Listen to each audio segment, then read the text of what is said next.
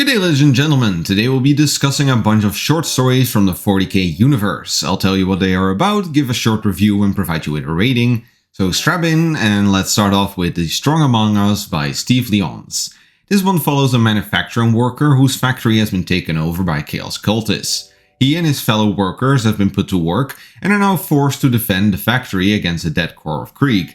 This story gives a lot of insight into what the Chaos cultist humans are like. It shows how their meat shield tactics work in practice and how unorganized and chaotic these rebellions tend to be. I also really like how we get a point of view from a normal nobody who tries to survive his way through all of it, and the ending also was really good. Only downside is that it feels a bit rushed, and I think this really would have been amazing at novella length. Still, a solid 4 to 5. War in the Museum by Robert Rath is probably one of the most famous short stories, and unsurprisingly it goes to the 5-star category. This story follows Southin the Infinite as he is busy building his new Tyranid exhibit. Things however escalate a bit as someone has started to sabotage his containment systems.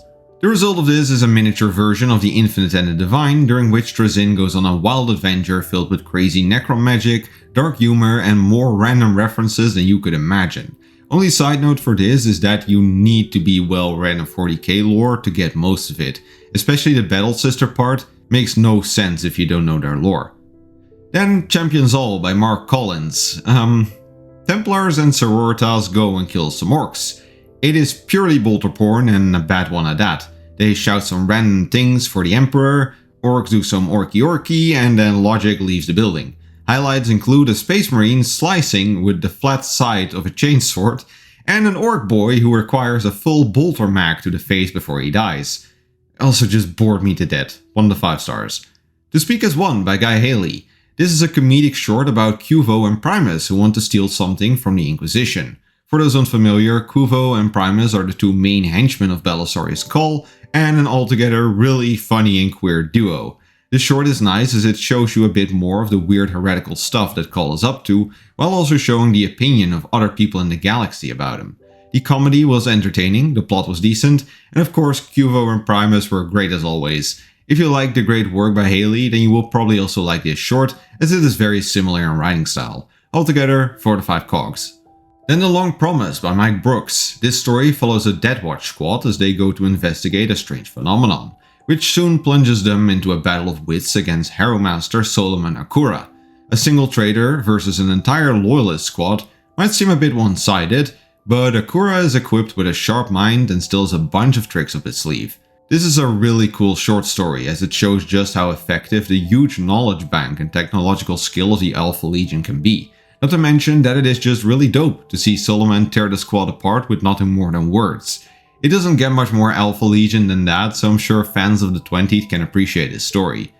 Yeah, and there's also a side plot about a traitor psyker talking to a fresh Alpha Legion recruit, but that just wasn't all that interesting. She's a bit of a school shooter type and basically just goes on a petty rant about how she killed a whole bunch of people because they feared her. It does tie into the main story near the end, but it didn't really add anything to the story outside of a cheap one-liner. So altogether 4 to 5 stars for the Death Watch part, but you might as well skip the psyker part. Then The Prize of Morkay by Marc Collins. This story basically has 2 storylines. During one we see a burial ceremony on Fenris, and during the other we see a bunch of Space Wolf neophytes fight a kraken as part of their initiation ceremony. On one hand, I like the somber winter vibes of the story, which also shows the spiritual side of the Space Wolves. And I thought the dynamic of the initiates during the flashback storyline was pretty well handled, especially for such a short story. But on the other hand, I found the fight with the kraken and the entire lore surrounding it to be very clunky.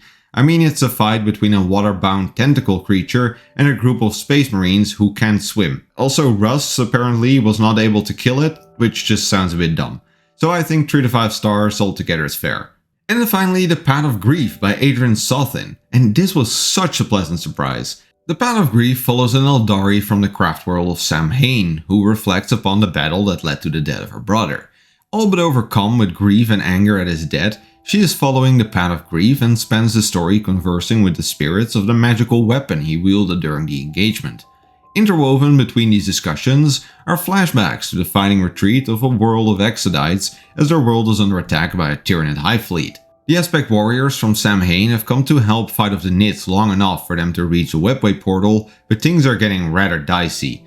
I love how this story explores so much of the core faction lore of the Eldar, from their aspects to their paths and from their heightened emotions to their spirit stones. As someone who isn't all too familiar with these space elves, this was a great introductory short, so to speak.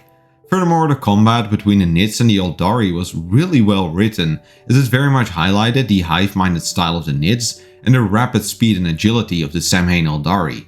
But what really elevated it to 5 stars in my opinion was how well the grief of the main character is interwoven into the story, with the ending being particularly heartbreaking.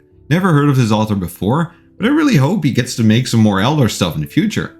And that was the last short for today. If you have any recommendations, please leave them in the comments below, and otherwise, see you next time. If you liked this video, please consider subscribing and click ringing the bell to appease the Great Horned Rath. For more lore content, please check my main channel and leave any book recommendations in the comments down below. I gotta get back to reading the next book.